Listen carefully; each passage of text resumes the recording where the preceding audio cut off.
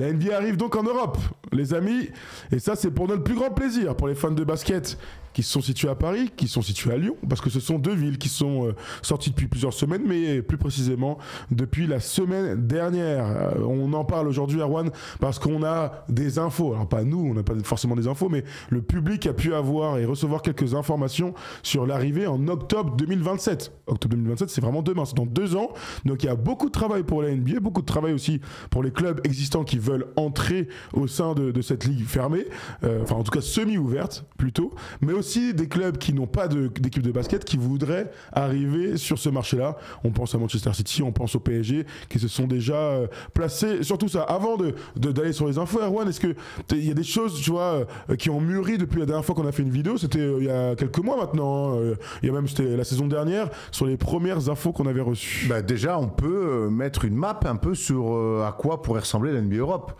Alors, c'est des noms, on n'est pas surpris, c'est des noms qui se murmuraient.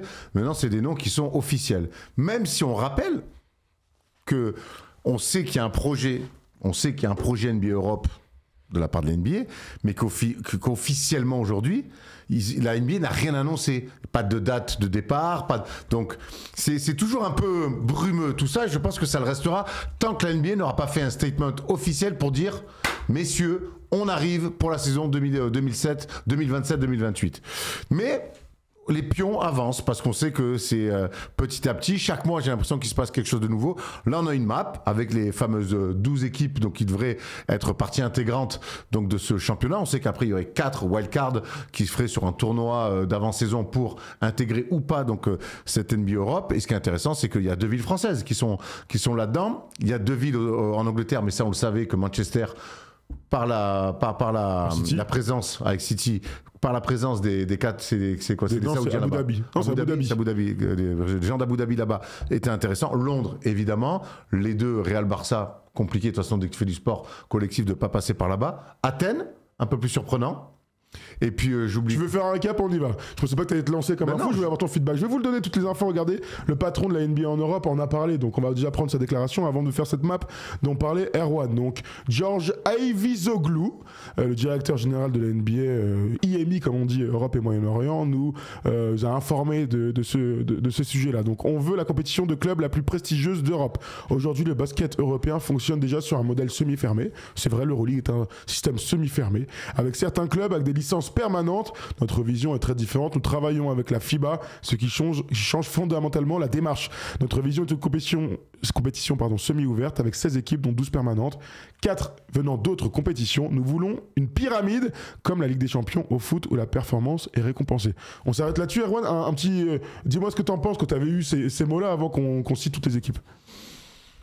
Ce qu'on voit en tout cas, c'est que pour ceux qui craignent que la NBA, ça soit un peu le cliché des Américains qui arrivent en Europe en voulant faire de l'américain, non. Là, on voit que la personne dont on vient de parler, là, le grec, donc je ne vais pas reprononcer son nom. C'est le boss de la NBA en Europe. C'est le boss, voilà. Et c'est un grec, donc, qui a une culture du basket européen, qui arrive donc aussi avec le bureau de Londres, où il y a beaucoup d'Européens qui connaissent le basket, qui veulent amener la NBA en Europe, qui veulent porter ce projet de NBA Europe. Donc, en fait, ce n'est pas les Américains de la NBA qui amènent le basket en Europe. C'est pas ça. Et c'est important dans la nuance parce que on sait que nous, on est très attachés quand même à une culture et une ADN de l'Euroleague.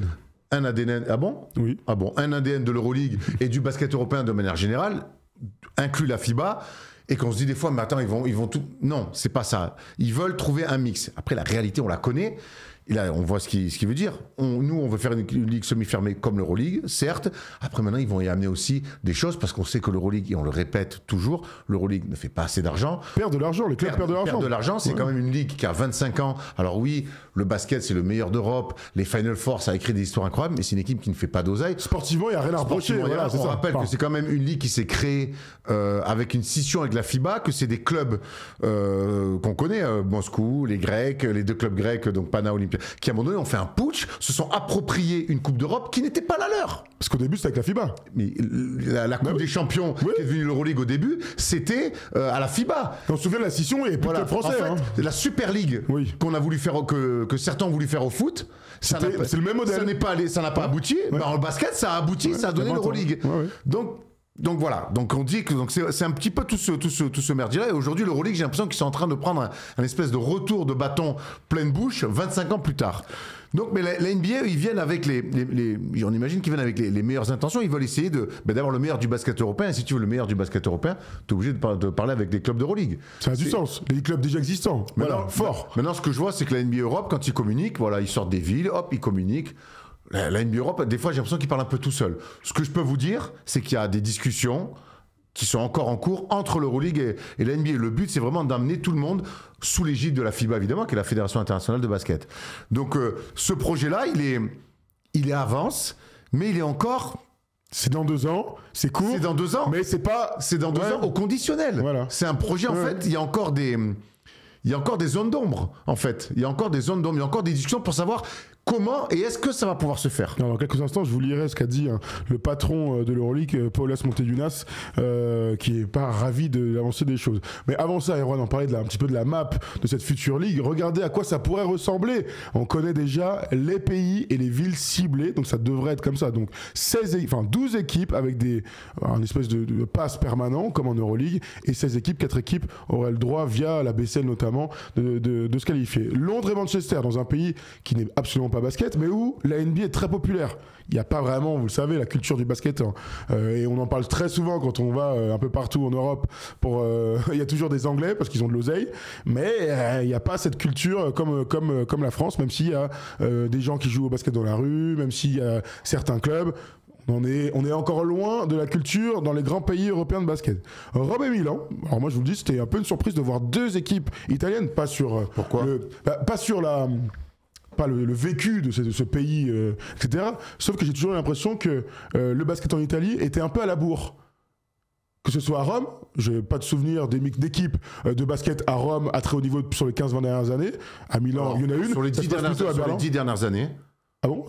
Non, avant 2015, il y avait une équipe qui il y avait une équipe qui jouait. Au 21e siècle, il y a une équipe romaine qui est en Euroleague. Qui a joué l'Euroleague, ouais. C'était quand ça? Brandon Jennings était allé jouer là-bas, tout ça. C'était quand ça? Ouais, c'était il y a maintenant, une quinzaine d'années, ouais. Ok, très bien. Je suis sûr que c'était il y a plus longtemps, c'est pour ça que je te dis ça. Non, je pense pas. Ok, très bien. Rome et Milan, en tout cas, 2 équipes italiennes. Paris et Lyon, et on y reviendra dans un instant. Madrid et Barcelone, c'est assez évident. Berlin et Munich. Vu les résultats de ces équipes en Euroleague, on peut se poser des questions. C'est une histoire d'oseille. Athènes et Istanbul, c'était une bonne surprise. Il y a quand même une envie d'avoir un ancrage dans les stades et dans les pays où l'ambiance est phénoménale, où il y a des équipes qui gagnent les Euroleague et où la culture du basket est très forte. Donc ça, c'est une bonne nouvelle. Pour ces 2 équipes-là. Moi, quand je vois Athènes, ok, d'accord, mais laquelle d'équipe? Istanbul, laquelle d'équipe? Alors, non, mais pour Istanbul. Alors, Athènes, il y a 2 équipes. Non, Istanbul, on parle de Galatasaray. C'est Galatasaray, on parle de Galatasaray. C'est-à-dire que le but, de toute manière, c'est soit de reprendre une équipe qui est déjà existante, Barça Real, c'est assez évident pour tout le monde, ou alors de créer une entité qui n'existe pas à l'heure actuelle. Et d'où le fait que Manchester City et PSG soient cités en exemple. On imagine qu'à un moment donné, le PSG. Et une équipe de PSG Basket, c'est déjà arrivé, c'était il y a 25 ans, les plus jeunes ne s'en souviennent absolument pas, mais Paris Basket Racing était le PSG, champion de France, etc. Donc le PSG va devoir à un moment donné racheter les droits d'une équipe, Paris Basketball ou une autre équipe, jouer en première division française et se créer une équipe. Ce qui, 2 ans là, avant que ça se fasse, est totalement dingue, en vrai. J'ai beaucoup de mal à me projeter. Après, les choses peuvent aller vite. Mais c'est dans 2 ans. Moi, ce que je vois aussi, quand je vois ces villes-là, je me dis, OK, on veut cibler, on veut vraiment se calquer sur la Ligue des Champions de foot. On veut que des grands noms de villes. Même si aujourd'hui, on a ouvert la Ligue des Champions, qu'on a vu Brest, qu'on voit Karabakh, on voit des équipes. Mais on veut quand même qu'au final, il y ait des grandes villes représentées. Moi, quand je prends l'exemple aux États-Unis, je prends 2 grandes villes. Je prends New York et Los Angeles. Elles ont quoi en point commun? Elles ont 2 villes? 2 équipes? Oui. Est-ce qu'on peut imaginer qu'il y ait des villes où il y ait 2 équipes? En tout cas, en Angleterre, pour le foot, ça dérange personne d'avoir 17 équipes. À Istanbul, il y a littéralement 5 équipes. Je pense je pense que Londres, Istanbul, Athènes, après il faut voir les partenaires autour parce que le ticket d'entrée c'est plus juste je monte une équipe là. Il faut répondre au cahier des charges de la NBA Europe qui est quand même autre que juste je monte une équipe parce que je suis un peu millionnaire, un peu millionnaire, je mets un peu d'oseille pour nettoyer un peu mon oseille et puis tu vois, donc ça peut pas marcher comme ça. Là il y a un cahier des charges différent. Mais à Paris, je pense que Paris est la ville parfaite pour avoir deux franchises NBA. Pour l'instant, c'est pas ce qui se dit, c'est pas ce qui se trame. On parle de Paris Basketball et du PSG, qui l'un ou l'autre et tout. Mais au plus ça avance, au plus je réfléchis. Et quand je vois la map et quand je vois les villes qui veulent toucher. Toi, tu crois vraiment qu'à Paris, il peut y avoir. En tout cas, je me pose la question. Bah, je pose la question, c'est bien. Alors, on peut aussi commencer à y répondre. Après, ça n'a jamais existé. Après, on rentre alors qu'on commence à avoir à peine. Oui. Au bout, on a mis Un 30 ADN, ans une à équipe, avoir une équipe à Paris. Là, on va en rajouter peut-être 2. Je sais pas si on va en rajouter. Là, on va en faire la place pour 2 avec un ticket d'entrée de 500 millions. Est-ce qu'il y aura assez de partenaires pour du basket et remplir les salles? Je suis très curieux déjà de voir comment ça va se passer pour le PFC en Ligue 1.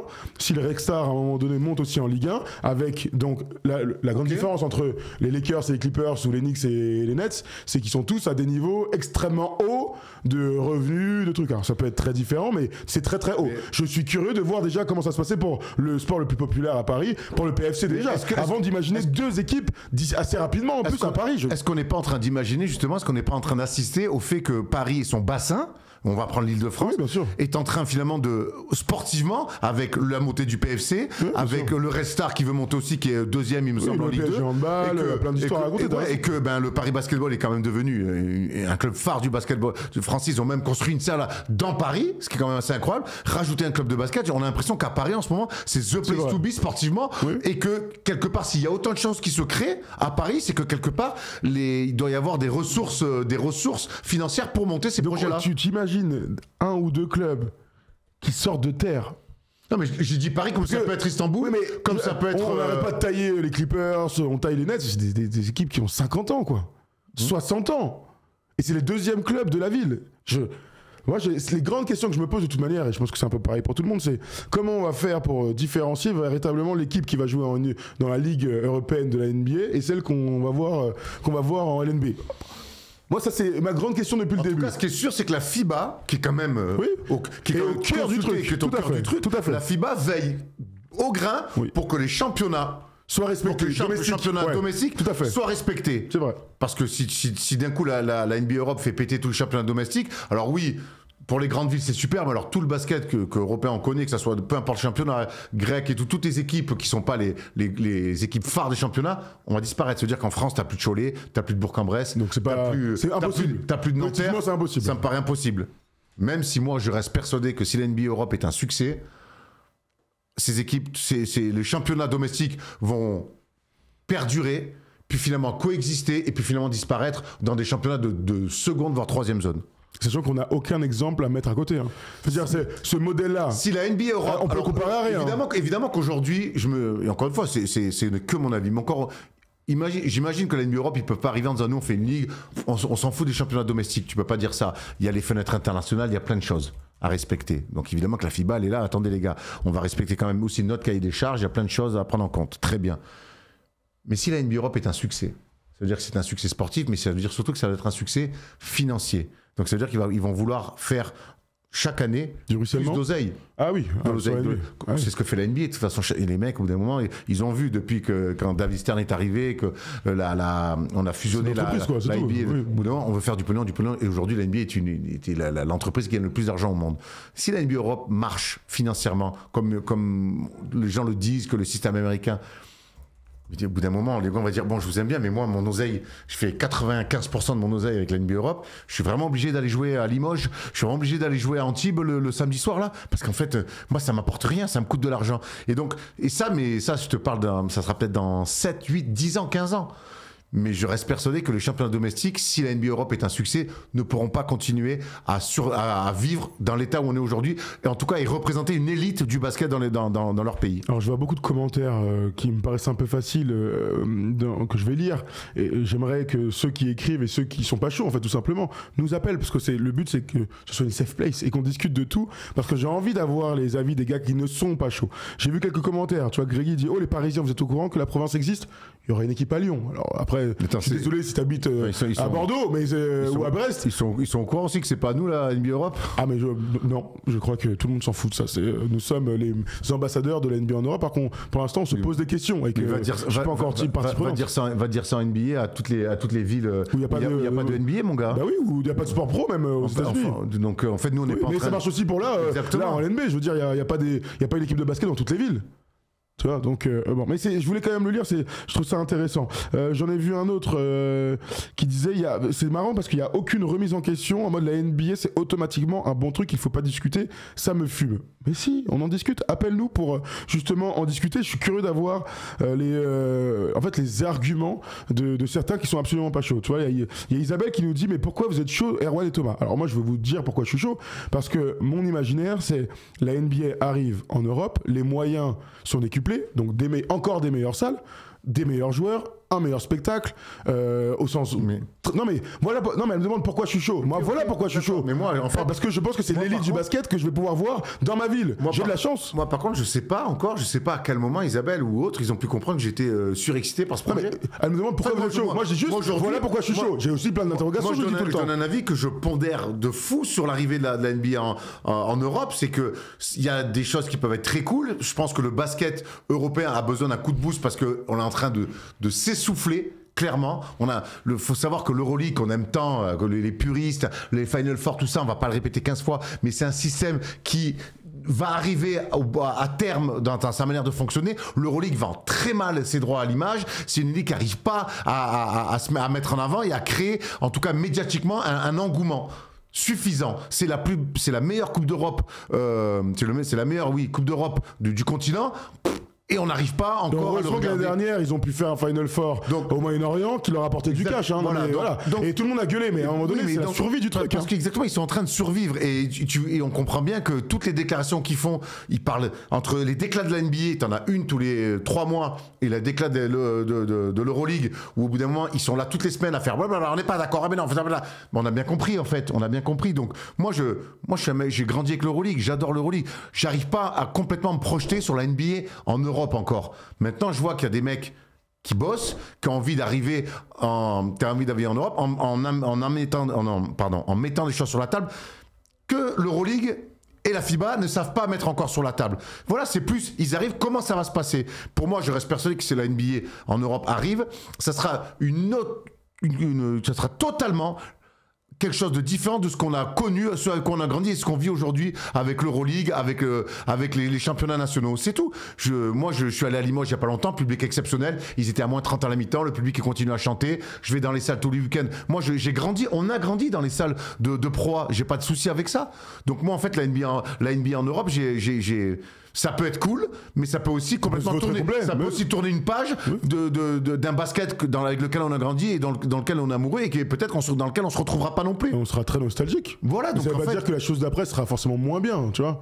Moi, non mais vraiment, si les salles sont belles, s'il y a du monde dans les salles, si le spectacle proposé, donc le sport que je suis en train auquel j'ai accès est top.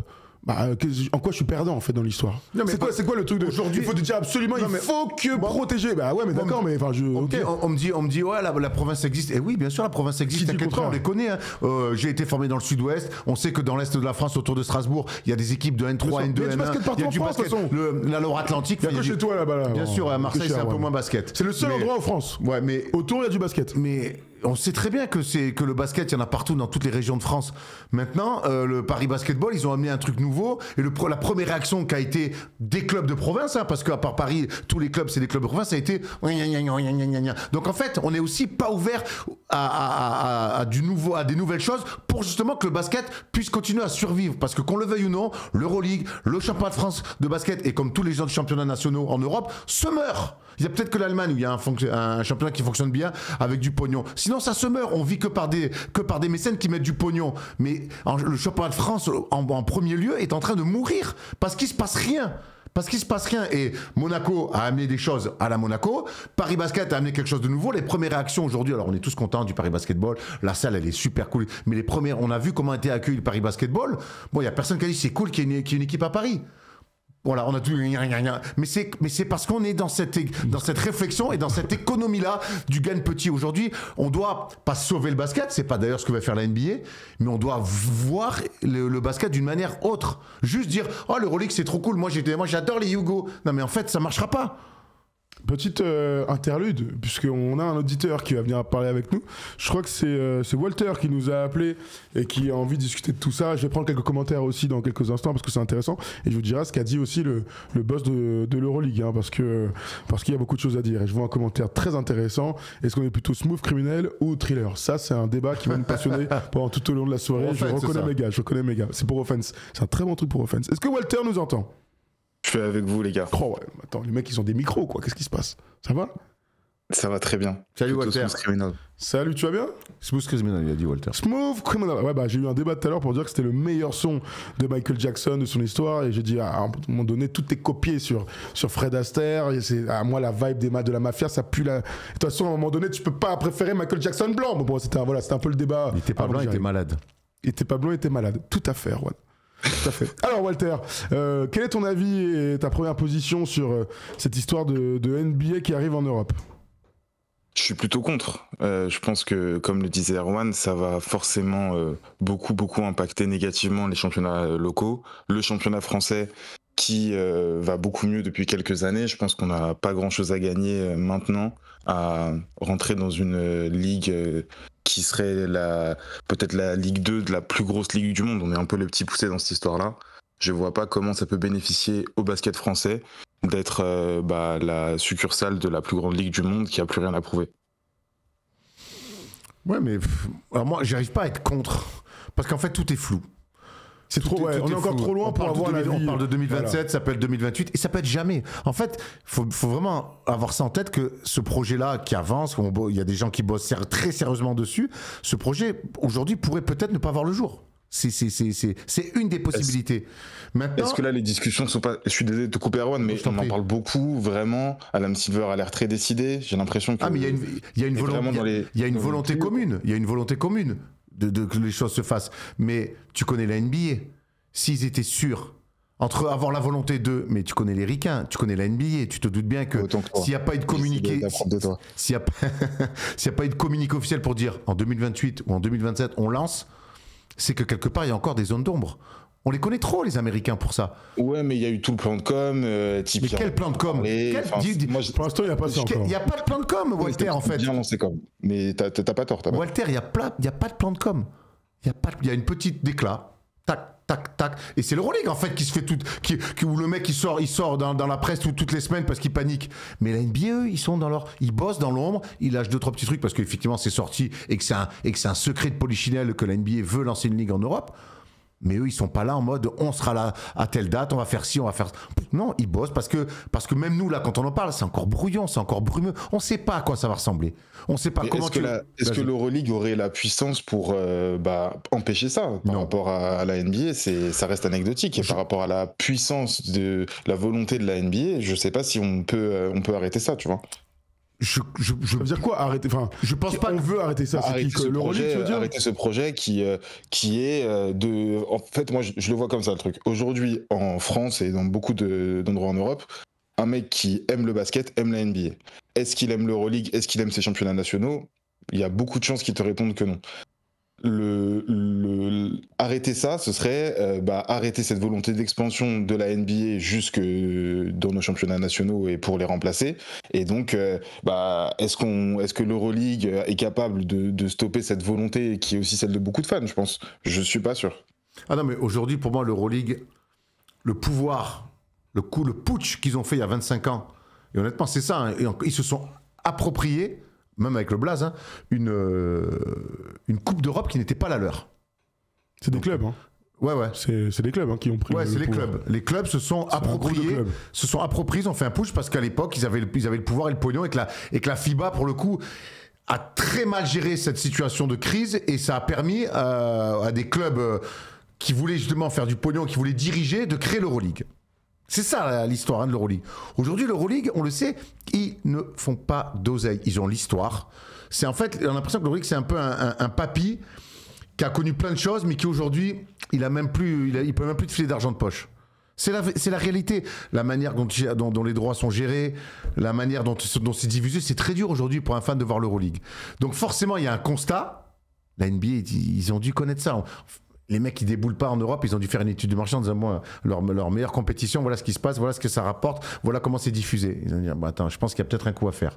Donc ils viennent eux avec la FIBA. La FIBA, ça leur permet quelque part de prendre aussi un peu une revanche sur la branlée qu'ils ont pris il y a 25 ans, parce qu'on sait que depuis 25 ans, la FIBA et l'Euroleague, c'est quand même une guéguerre, même si là, pseudo-accord de Yalta qui a été signé entre les deux, mais on sait très bien que ça vaut pas grand-chose. Donc aujourd'hui, pour moi, l'Euroleague, ils ne sont plus du tout en mesure de contrer quoi que ce soit. Parce que notamment parce qu'ils ne rapportent pas d'argent au club. On le répète et je le dis 15 fois, le Pana, l'Olympiakos, des clubs fantastiques, historiquement parlant, ils vivent parce que leurs deux présidents, ils sont multimilliardaires et qu'ils envoient chaque année. Ça ne rapporte pas d'oseille. Pareil pour les Turcs, pareil pour les Serbes. Donc en fait, c'est des systèmes où t'arrives au bout. Et nous, Français, quelque part, avec une autre législation, mais on n'arrive jamais à concurrencer ces clubs-là parce que... À part Monaco, qui est dans le même cas. Monaco, mais qui est dans le même cas. Oui. Au Monaco, et regarde Paris Basket qui... Alors, je suis supporter du Paris Basketball, donc forcément, je suis pas très objectif, mais la progression et le fait de te qualifier pour les playoffs l'année dernière... non, ils ont pas fait playoff, mon grand, ils ont fait play-in. Ouais. Non, t'as raison, ils font quart de finale, autant pour moi. Mais super, mais c'est un quart de finale aujourd'hui. Non, mais alors, je te dis pas que on est arrivé, mais la dynamique de Monaco en premier et ensuite de Paris Basket fait que on commence à avoir notre mot à dire sur la scène européenne. Je te parle du point de vue français, et c'est pour ça que je trouve ça dommage maintenant d'oublier tout ça, parce que j'entendais vos discussions par rapport à 2 clubs à Paris, etc. Moi, ça me semble compliqué de créer 2 clubs à Paris, sachant qu'il y a 7 ans, il y en avait 0, tu vois. C'est fou, hein. Oh, d'accord, ce serait dommage. Là, maintenant, alors j'entends tout ce que tu dis sur le modèle économique de l'Euroleague. Il y a quand même, si je me trompe pas, de plus en plus d'argent. Les salaires augmentent chaque année, j'ai l'impression, mais c'est pas rentable et il y a rien à dire là-dessus. Maintenant, est-ce que parce que t'es pas rentable, tu vas te vendre à la plus grosse ligue du monde qui après va te tordre le bras sur tout, en fait? Moi, je vois pas, par rapport à ce que tu disais avant, comment tu préserves des championnats nationaux quand tu dois aller faire, je sais pas, peut-être 30 matchs, 40 matchs dans l'année à New York, à Los Angeles et aux États-Unis, tu vois. Il y a ce rapport de force qui, à mon sens, sera forcément défavorable. Pourquoi aller faire des matchs aux États-Unis? Pourquoi aller faire des matchs aux États-Unis? Tu ferais que des matchs en France, et alors du coup pourquoi tu fais une NBA si c'est une ligue européenne, c'est une ligue européenne comme la NFL Europe à l'époque. Ouais, c'est une ligue européenne, hein. Ils n'iraient pas jouer aux États-Unis. Européenne. C'est 16 équipes européennes. Et après, on sait déjà qu'il y aura des matchs un peu l'été entre le vainqueur, le machin, il y aura des croisements, mais comme ça se fait déjà aujourd'hui en fait. Mais en quoi c'est différent de l'Euroleague, et pourquoi on jette l'Euroleague? C'est pour refaire la même chose avec juste le branding NBA. Parce que c'est pas la même ambition, parce que tout est différent, parce qu'il y a beaucoup plus d'oseille et de promesses de poser. Et n'oublie pas que demain tu es TF1 ou M6, tu vois. Donc 2 entreprises qui s'opposent, quoi, comme France 2 ou TF1. Demain t'as TF1, on te dit on va vous diffuser l'Euroleague. Très sympa l'Euroleague, vraiment sympa, mais qui va regarder ça? Bah malheureusement on n'a pas de hype, personne ne regarde. Bon, on vous propose par contre des matchs de NBA. C'est en Europe. Ah ouais, mais c'est la NBA. Ah bah là, ça m'intéresse. Voilà, il n'y a pas besoin d'aller plus loin que ça. Hein. Au bout d'un moment, il y a l'image de marque qui entre en ligne de compte. Et la NBA, quand elle arrive, tu vois bien, alors c'est qu'un seul match, enfin c'est 2 matchs sur 2 jours à Bercy. Vous voyez bien l'engouement que c'est. On est les premiers à en parler tout le temps. On l'a vécu à chaque fois. Là, cette année, ils partent à Berlin et à Londres, etc. À chaque fois, c'est un événement. Parce que c'est la NBA. La NBA, c'est le Cirque du Soleil. Voilà, c'est, je sais pas, les Globetrotters. C'est quelque chose qui est exceptionnel. Et oui, donc, aujourd'hui, l'Euroleague n'est pas exceptionnel, malheureusement. J'entends très bien ce que tu dis, mais quand tu parles de la NBA en Europe actuellement, c'est les joueurs américains qui viennent en Europe. Si tu mais c'est l'une des questions. La NBA sur TF1 et qu'au début les gens se font attraper, c'est parce qu'ils pensent qu'ils vont voir Shai, Doncic, etc. Quand ils vont comprendre qu'en fait ils vont juste voir les mêmes joueurs qu'ils voyaient sur l'Euroleague, je sais pas, vraiment je sais pas. C'est une question, c'est pour ça qu'on n'est pas à fond nous. L'une des grandes, c'est pour ça que moi surtout on ne sait pas en fait. Moi j'écoute, je parle un peu, je prends des rien que la composition des joueurs, ça me dira si je suis hypé ou pas. Exactement, mais en fait moi je suis pas là à dire ça va être génial, je te dis juste que j'essaie de prendre des infos, de comprendre, de cerner le truc. La NBA ils savent faire des choses que l'Euroleague ne sait pas faire, et c'est là où l'Euroleague quelque part à un moment donné ils se sont dit on a gagné notre bras de fer il y a 25 ans avec la FIBA, maintenant on est les rois du pétrole. Ils n'ont pas su ils ne savent pas mettre en avant leurs joueurs, leurs compétitions, leurs produits, pas assez en tout cas. Ce que la NBA par contre sait faire. La NBA ils savent faire ça. Raconter des histoires, créer des stars. Ils savent le faire. Alors oui, les grandes stars du basket, elles seront aux États-Unis, mais je suis persuadé que dans le storytelling, les Américains, ils vont te raconter des histoires NBA que l'Euroleague n'a pas réussi ou sait moins bien faire. Il y a tout un truc marketing aussi qui va arriver autour. L'emballage. Tu dis c'est la même chose que l'Euroleague, ouais, mais entre deux trucs de chocolat pour le nouvel an, tu vas avoir un emballage qui a une gueule de fou et un emballage qui a une gueule moyen, et tu vas dire, je vais prendre le bel emballage. Rien que sur ça, la NBA sont en avant. T'es un beau gourmand, mon Erwan. Oui, merci Walter. Merci Walter de nous avoir appelés. Merci Walter, c'était très cool. Très cool de pouvoir échanger avec avoir d'autres avis. Merci. Et on parlait de basket français, vous faites beaucoup pour et continuez. Franchement, c'est top ce que vous faites. C'est gentil, merci. Merci à toi. Avant d'accueillir Thomas qui nous a appelé dans quelques instants et qui va discuter avec nous, je voulais quand même vous dire les 2-3 trucs que l'on sait. Donc évidemment, les Serbes sont très mécontents de la liste des 12. Mais nous aussi. Et pour cause. Après, il y a une réalité, c'est qu'il y a 4 wildcards. Vous avez vu ce qui devrait se passer pour la Svel dès l'année prochaine. Ils vont aller en BCL. C'est parce que la BCL sera le tremplin pour les 4 équipes wildcards, entre guillemets, pour intégrer la NBA en Europe. Donc ils veulent aussi continuer à avoir ce semblant de méritocratie avec des équipes qui ne sont pas permanentes. Berlin a anticipé un an avant. Hein. Berlin est déjà en BCL, vous l'avez bien senti. En même temps, ils ont bien fait, puisqu'au moins ils peuvent gagner quelques matchs. La déclaration de notre ami, le directeur de l'Euroleague, Paulius Monteyunas, il a dit: nous sommes toujours en pourparlers avec la NBA, nous allons nous revoir et poursuivre le dialogue, mais nous sommes très frustrés. Il a dit ça au El País. On aime bien ça, l'Espagne, El País. Quelle que soit la proposition que nous leur soumettons, ils ne semblent pas disposés à faire des avancées concrètes. La NBA essaie d'attirer certains clubs et d'exclure les autres. Cela ne fonctionne pas. Nous avons participé à ces réunions et fait des propositions. Mais nous n'avançons pas. Le modèle de l'Euroleague est complètement différent. La NBA veut construire le basket autour des affaires. Nous construisons des affaires autour du basket. Voilà. Intéressant. Mais il a raison quelque part, mais lui il construit pas des affaires non plus. Donc évidemment le nerf de la guerre aujourd'hui dans le sport c'est de faire du pognon, mais c'est vrai que quand on voit pas Belgrade, quand on voit pas Kaunas mais si sur une finesse, c'est pas grave, non, on s'en fout qu'ils viennent du on s'en fout, non. Oui, parce que moi je peux pas imaginer une NBA en Europe sans Kaunas, sans Belgrade, ça c'est vrai. Ça montre une fois tu fais une soirée dans la classe, on dit vas-y, t'invites tes 12 gars, les autres après on va faire un tournoi pour voir les 4 autres qui viennent, tu vas pas te sentir très concerné par la soirée. Mais en même temps ils ont regardé Droit TV. Il y a du basket en Angleterre? Non, on va quand même les mettre numéro 1. Après, il y a qui fait voir? Allemagne, très bien. France, il y a du truc dans le foot, pas trop, mais bon, c'est pas grave. C'est pour ça qu'on en revient à des bassins économiques importants. Voilà, c'est pour ça que Paris, avec ce qui se passe en ce moment, pour rajouter un club de foot, voire un troisième, comme ça se développe, Paris Basketball s'est aussi développé parce que le bassin économique parisien en ce moment, avec l'Île-de-France inclus, il y a quand même beaucoup de gens qui injectent du pognon.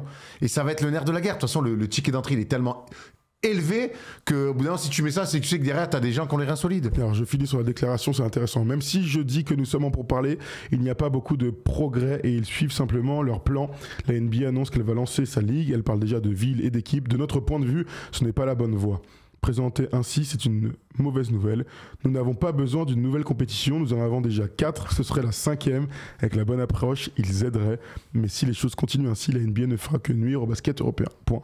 On va accueillir Thomas. Est-ce qu'il est là, Thomas? Parce qu'il avait des propositions à nous faire.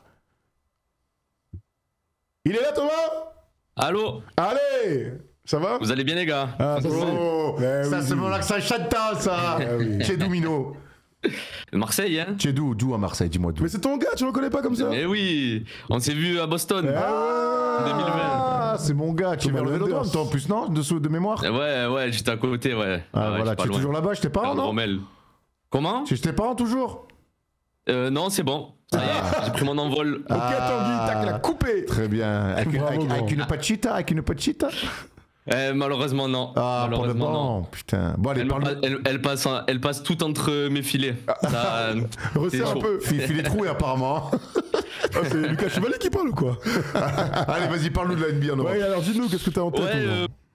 Alors, je suis pas trop au fait de base, moi, de tout ce qui se passe en Europe et tout. Je me suis jamais vraiment intéressé, mais je vais essayer de faire des parallèles avec ce que je connais et notamment ce que la NBA fait et ce que d'autres sports font, pardon. Moi, l'axe que je voulais amener, c'est la survie des clubs nationaux et notamment des championnats nationaux. Pour moi, il n'y a pas 36 solutions pour que ça marche. Il faut que les ligues, enfin les compétitions européennes aujourd'hui, si la NBA Europe arrive, en fait, c'est la NBA Europe qui va les remplacer.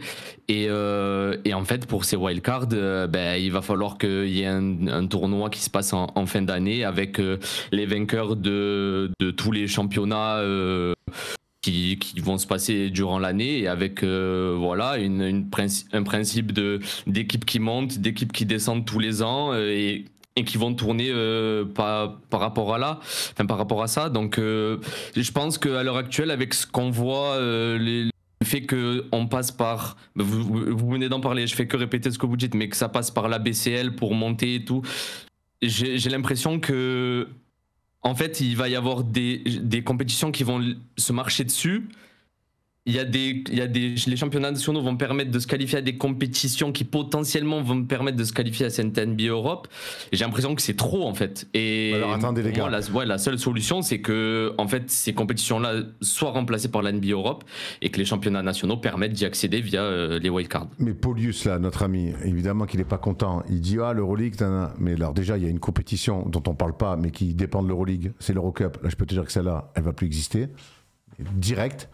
Que la BCL, évidemment, ça va être le tremplin pour aller jouer donc la NBA Europe pour les équipes qui n'ont pas de wildcard. Enfin, si, ça sera les wildcards justement pour aller chercher les wildcards. Donc la BCL et puis je pense que toutes les autres Coupes d'Europe, l'Euro Challenge, tout ça, les trucs, je ne sais même plus comment ça s'appelle, tant ça change de nom, ça aussi, ça ne va plus exister. Mais FIBA Europe Cup. Les FIBA Europe Cup, ça c'est la quatrième. Donc de toute façon, à partir de là, ça sera plus du tout rentable. Ça sera plus du tout rentable de jouer des Coupes d'Europe comme celle-là. Donc, mais après, on va retomber. On risque de retomber malgré tout dans un système américain ultra élitiste. C'est comme ça. Donc, et l'Euroleague, une fois, parce que quand le ticket d'entrée pour créer une franchise en Europe, c'est 500 millions, tu peux te douter que tu peux mettre des salaires que même les plus grands clubs européens vont pouvoir s'aligner dessus. Mais après, très honnêtement, tu vois, je repense aux clubs français, tu vois, tous les autres clubs français. Donc, tu n'es pas PSG ou Paris Basketball dans la NBA en Europe, tu n'es pas l'Asvel qui est en NBA en Europe. En fait, le championnat de France va continuer à vivre. Je pense que tous nos gars qui nous regardent et qui ont l'habitude quel sera le niveau de ce championnat ? Je pense qu'il va pas changer du tout, en fait. Ah bon ? Bah oui. Je pense que tous les meilleurs joueurs qu'on voit en Euroleague, quelques moins bons joueurs de NBA auront plus facilement un accès à cette NBA en Europe. Tu vois, les salaires seront peut-être un peu plus hauts et encore ça reste à prouver. Mais en fait, tous nos gens là qui nous regardent, vous allez continuer à aller regarder les matchs le samedi ou le dimanche dans vos salles près de chez vous. Donc le championnat il va continuer. Là aujourd'hui, c'est quoi les droits TV qui gagnent grâce à DAZN ? C'est vraiment un truc de ouf. DAZN va disparaître, va lâcher ce championnat-là ? Je pense pas, tu vois. En fait, on est déjà dans le creux de la vague des droits télé, du désintérêt télévisuel du basket français. Mais dans les salles, ils battent des records tous les week-ends. Donc en fait, je pense que les gens vont continuer à y aller. Les équipes qui sont concernées, enfin les villes qui sont concernées vont aller voir ces matchs-là en plus, mais en fait comme aujourd'hui. Écoute, c'est le scénario ultra positif et j'espère parce que ce championnat de France, il doit continuer d'exister. Moi, j'ai peur qu'au bout d'un moment, que les finances, que même des entreprises disent « Mais attends, moi, je veux plus mettre d'argent, je veux plus être partenaire à cette hauteur-là d'argent parce qu'en fait, il y a la NBA Europe et qu'on peut pas lutter. Ou alors, à la limite, mon oseille, je préfère le mettre dans un club ailleurs, dans un truc, ça a changé d'aujourd'hui. Dans un autre sport. Parce que sur le papier, ça changerait en fait. Ça changerait en fait. Je sais pas, mais on sait bien que les clubs français ils sont financés par les entreprises locales. On sait que c'est ça qui finance. Ouais. Bah oui, donc l'argent public, les entreprises locales, des mécènes aussi dans certains clubs, et puis après l'idée de construire quelque chose, des salles. Il y a beaucoup de choses qui sont sorties ces derniers temps, mais l'Euroleague est déjà là. Enfin, tu vois, ce truc un peu élitiste quelque part où on retrouve toujours les mêmes clubs. Les clubs les plus riches. Oui, mais la NBA pour moi. Et même quand Bourg-en-Bresse peut y aller ou je sais pas, ils ont perdu du coup en finale contre Paris, mais quand je pense à Andorre. Refusé d'aller jouer en Euroleague. Par exemple, je pense à Andorre qui gagne l'Eurocup. C'est pas Andorre du tout, c'est Gran Canaria, pardon. Ils refusent d'y aller, les mecs. Mais en fait, ça changerait pas grand-chose, j'ai l'impression. Je sais pas, moi j'ai toujours l'impression, chaque fois que je me projette sur la NBA Europe, j'ai l'impression qu'à terme, pas tout de suite, parce que on arrive, on veut faire le mieux pour tout le monde. J'ai peur que moi, dans une dizaine d'années, 15 ans, après, que les championnats nationaux disparaissent, ou en tout cas... C'est impossible ça. Peut-être pas disparaissent, mais en tout cas deviennent les gens vont dans la salle, incroyable. Si les gens vont à la salle, il y aura toujours de l'intérêt. Le désintérêt à la télé, il est déjà là. Il est déjà là, Erwan, le désintérêt. Les gens, est-ce que vous regardez, dites-nous, est-ce que vous regardez sur DAZN ou sur la chaîne L'équipe hier soir, il y avait Paris-Limoges. Qui a regardé ? Bah moi, j'ai commenté. Mais ça, tu comptes pas, tu travailles. Dites-moi oui ou non. Vous avez regardé hier sur la chaîne L'équipe, ça passe sur une chaîne en clair. T'as regardé, Thomas ? J'avoue que j'ai pas regardé. Mais si t'avais un club à côté de chez moi, bon, il y avait Fos-sur-Mer, mais si t'avais un club qui avait un peu une structure et une histoire un peu cool à Marseille, t'irais voir des matchs le samedi, qui est la NBA en Europe ou pas ? C'est possible, ouais, c'est possible. Voilà, ça me paraît. Après, si on regarde si on fait le parallèle avec d'autres sports et tout ce qui est, on va dire, ligue fermée, voire même semi-fermée, au final, on se rend compte que, allez, la NBA, quels sont les championnats qui gravitent autour ? Des championnats de formation. La Formule 1, on pourrait apparenter ça à une ligue fermée. Les autres catégories, c'est que des catégories non professionnelles, entre guillemets, pour la formation. Même dans d'autres trucs, même dans l'e-sport, les grosses ligues d'e-sport, toutes les ligues qui sont en dessous, c'est des équipes académies ou des équipes formation. En fait, on rentre dans un modèle où, ouais, ça va exister encore parce que le sport, il vit, en fait. Le sport, il vit par les gens, donc les gens, ils vont faire vivre le sport à tous les niveaux. Mais en fait, on va assister à quoi ? À des clubs qui sont professionnels, qui vont peut-être ne plus l'être et qui vont devenir des clubs de formation, des clubs formateurs pour amener les joueurs à arriver au sport professionnel qui sera la NBA Europe. Et en fait, moi, c'est ça qui me fait peur dans le sens où en fait, j'ai du mal à voir comment financièrement, parce que là, au final, on parle que d'argent, au final, c'est ça le nerf de la guerre. Comment financièrement, ces clubs qui au final attire un certain nombre de personnes pour venir regarder leurs matchs, que ce soit dans les salles ou même à la télé. Aujourd'hui, c'est déjà difficile. On va leur mettre un énorme spot au-dessus de la tête avec des lumières. Et les gens, ils vont aller regarder la lumière. Et même si ça attire des nouvelles personnes, les nouvelles personnes, elles vont aller regarder ce qui brille. Donc la NBA Europe et pas forcément les clubs à côté de chez eux. Enfin, en fait, pour moi, il y aurait un ruissellement positif sur les clubs en dessous que si le pool de spectateurs grandit proportionnellement à ce que ramène la NBA Europe et qu'en même temps la NBA Europe fasse la promotion des clubs nationaux qui amènent les joueurs à la NBA Europe. Mais j'ai pas l'impression que ce soit leur... C'est intéressant, donc tu es en train de proposer limite une NCAA comme ça, ce qui est impossible, c'est pas notre modèle. Moi je vous le dis, c'est juste pas notre modèle. Tu vois, on peut pas prendre le modèle américain et faire une ligue fermé de joueurs amateurs de moins de 22 heures théoriquement, de tous les sports. Pas forcément fermé, même ça serait ouvert, mais en fait, techniquement, je pense que même si le modèle, c'est pas le nôtre, et c'est absolument pas le nôtre dans tous les sports qu'on a aujourd'hui en France et en Europe, je pense que si la NBA arrive à terme à ce qu'elle veut, et je pense que c'est une ligue fermée globale et pas semi-fermée, parce que c'est avec ça qu'elle fait le maximum d'argent aux États-Unis, on va arriver à ce que les clubs soient obligés d'aller dans ce format-là. Ça va pas être un choix en fait. Soit ils survivent pas. Moi j'y crois pas une seconde. Enfin, en fait, déjà le championnat de France, les championnats dits mineurs, en tout cas les moins gros championnats du monde, sont déjà des tremplins pour que les meilleurs en NBA, que tu sois en Australie, en Chine, n'importe où en Europe, c'est un tremplin pour les jeunes joueurs pour se faire remarquer et aller en NBA. Donc je vois pas trop ce que ça changerait vis-à-vis du modèle théorique, parce que là tu me parles d'un modèle théorique, c'est-à-dire on est là pour faire de la formation, mais en fait on fait déjà de la formation. Les jeunes joueurs, les meilleurs ils partent, et puis les moins bons ils restent, et ceux qui sont au milieu ils vont dans les meilleurs clubs européens.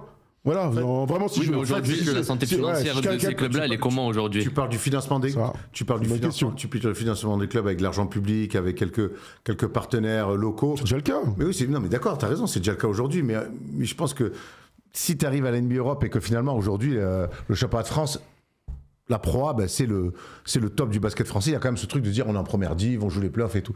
Si tu as la NBA Europe qui arrive, qui est un tout, qui amène une lumière incroyable, les mecs vont dire attends, j'ai envie de continuer à mettre autant d'argent, ils en mettront toujours, il existera toujours ce championnat. Est-ce que j'ai envie de mettre autant d'argent dans un championnat de seconde, voire troisième zone ? C'est quoi la différence avec maintenant, franchement ?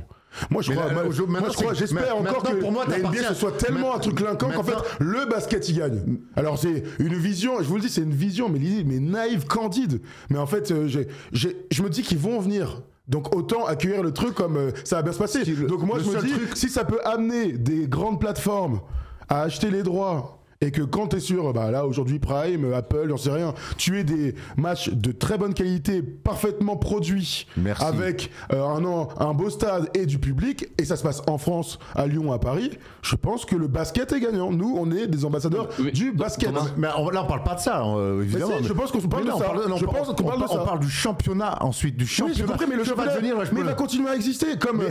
Mais il va continuer à exister dans quel état? Mais comme j'ai eu un accident de voiture, je m'en suis sorti, je continue à exister. Par contre, il me manque les deux jambes. Pas du tout, parce que les équipes là dont on parle, en fait, elles sont déjà en Euroleague. En plus, le but, c'est que normalement les équipes restent dans le championnat domestique. Mais en fait, les bons stades, les bons petits stades, ils sont déjà créés.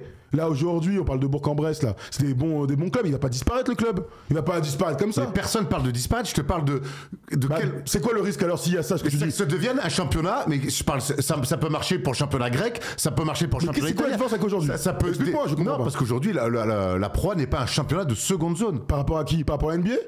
Non, mais pas par rapport à l'NBA. Je te parle en Europe. Mais même en Europe, on dit toujours l'Espagne est largement en avance, c'est pas sur une télé publique. Notre championnat est diffusé sur DAZN aujourd'hui. Il y a 2-3 ans, il y avait personne qui diffusait, donc on était déjà dans le truc dont tu parles, le désintérêt global. Donc moi je suis là pour voir du basket et le meilleur possible et de préférence à côté de chez moi. Je te dis que j'ai mon inquiétude, et la NBA Europe peut m'exciter d'un certain point, je peux me projeter sur exactement ce que tu dis, parce que je crois qu'on a besoin de voir quelque chose d'un peu nouveau, d'avoir un souffle nouveau sur la manière de traiter le basket en Europe et en France. Ça m'intéresse. Maintenant, le championnat de France qui devient un championnat vraiment...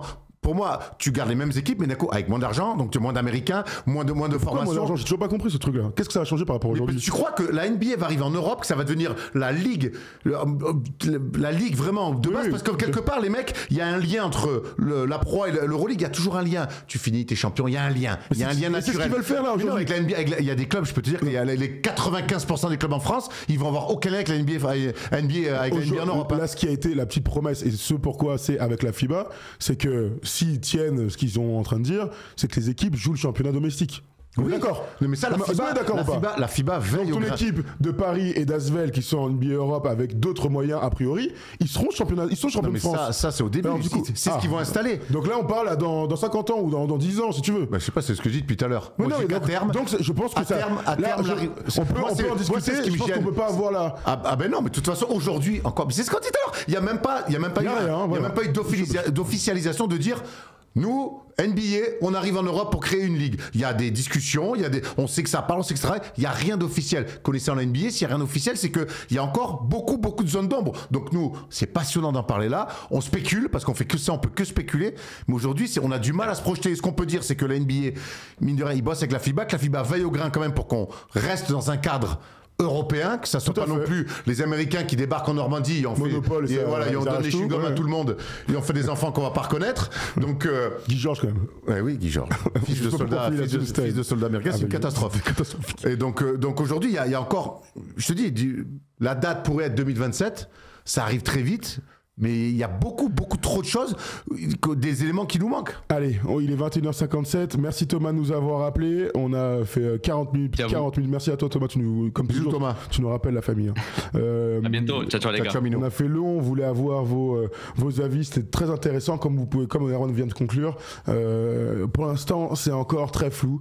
Donc dès qu'on aura d'autres informations, on fera comme ce qu'on a fait ce soir. On prendra le temps d'en discuter et vous nous direz ce que vous en pensez parce que c'est quand même le plus important tout ça. Et c'est très cool d'avoir Walter et Thomas d'appeler comme ça, c'est très intéressant. Il faut appeler, les commentaires c'est très bien, d'en discuter c'est encore mieux, donc n'hésitez surtout pas à nous appeler. Voilà, si vous êtes en différé ou en podcast les amis, comme toujours, un petit like, un petit commentaire, une petite note sur les différentes plateformes de podcast.